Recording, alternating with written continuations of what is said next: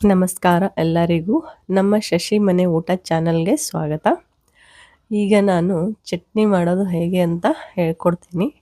ಈ ಚಟ್ನಿನ ದೋಸೆ, ಪಡ್ಡು, ಇಡ್ಲಿ ಎಲ್ಲದರ ಜೊತೆನೂ ತಿನ್ಬೋದು. ಯಾರೆಲ್ಲ ನನ್ನ ಚಾನಲ್ಗೆ ಇನ್ನೂ ಸಬ್ಸ್ಕ್ರೈಬ್ ಮಾಡಿಲ್ವೋ ಸಬ್ಸ್ಕ್ರೈಬ್ ಮಾಡಿ, ಆಮೇಲೆ ಎಲ್ಲೂ ಸ್ಕಿಪ್ ಮಾಡದೆ ನೋಡಿ. ಇದಕ್ಕೆ ನಾನು ಅರ್ಧ ಬಟ್ಲು ಕೊಬ್ಬರಿನ ತೊಗೊಂಡಿನಿ. ಅದನ್ನು ಸಣ್ಣ ಸಣ್ಣದಾಗಿ ಕಟ್ ಮಾಡಿ ಇಟ್ಕೊಂಡಿದ್ದೀನಿ. ಸ್ವಲ್ಪ ಕರಿಬೇವು, ಸ್ವಲ್ಪ ಕೊತ್ತಂಬರಿ ಸಣ್ಣದಾಗಿ ಕಟ್ ಮಾಡಿ ಇಟ್ಕೊಂಡಿದ್ದೀನಿ. 4-5 ಹಸೆ ಮೆಣಸಿನ್ಕಾಯಿ, ಸ್ವಲ್ಪ ಅಲ್ಲ, 3-4 ಪೀಸ್ ಬೆಳ್ಳುಳ್ಳಿ, ಆಮೇಲೆ ಅರ್ಧ ಕಪ್ ಶೇಂಗಾ ಹುರಿದ್ಕೊಂಡಿದ್ದೀನಿ, ಅರ್ಧ ಕಪ್ ಕಡಲೆ.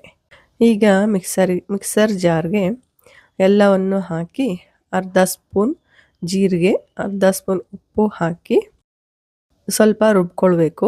ಸ್ವಲ್ಪ ಸಣ್ಣಗಾದ್ಮೇಲೆ ಅರ್ಧ ಗ್ಲಾಸ್ ನೀರು ಹಾಕಿ ಸಣ್ಣಗೆ ರುಬ್ಕೋಬೇಕು.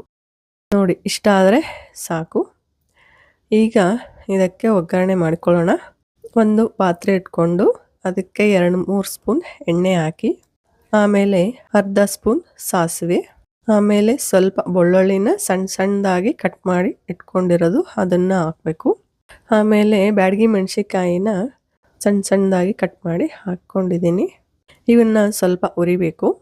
ಇವು ಸ್ವಲ್ಪ ಕೆಂಪಗಾದ್ಮೇಲೆ ಸ್ವಲ್ಪ ಕರಿಬೇವು ಹಾಕಿ ಇದನ್ನು ಸ್ವಲ್ಪ ಹುರ್ಕೊಂಡು ಆಮೇಲೆ ಒಲೆ ಆಫ್ ಮಾಡಿಕೊಂಡು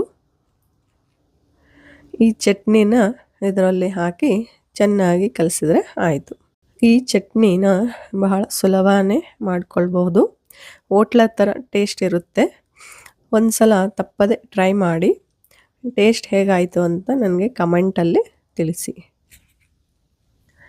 ಈ ವಿಡಿಯೋ ನಿಮಗೆ ಇಷ್ಟವಾಯಿತು ಅಂತ ಅಂದ್ಕೊತೀನಿ. ಈ ವಿಡಿಯೋಗೆ ಲೈಕ್ ಮಾಡಿ, ಶೇರ್ ಮಾಡಿ ಮತ್ತು ಸಬ್ಸ್ಕ್ರೈಬ್ ಮಾಡಿ. ಧನ್ಯವಾದ.